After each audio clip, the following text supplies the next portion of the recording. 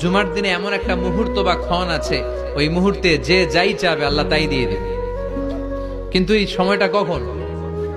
এক একজন এক এক কথা বলেছে। কেউ বলেছে দুই খুতবার মাঝখানে খতিব যখন বসে ওই মুহূর্তে, কেউ বলেছে নামাজের আগে, কেউ বলেছে নামাজের পরে। সবচেয়ে গ্রহণযোগ্য মতামত হচ্ছে আসরের সালাতের পরে মাগরিবের আগ পর্যন্ত, বিশেষ করে ক্বাবলা গুরুবি শামস, সূর্য ডোবার আগের যে অন্তিম মুহূর্তটা, ওই মুহূর্তে আপনি আল্লাহর কাছে যাই চাবেন আল্লাহ তাই দিয়ে আপনাকে ধন্য করে দেবে।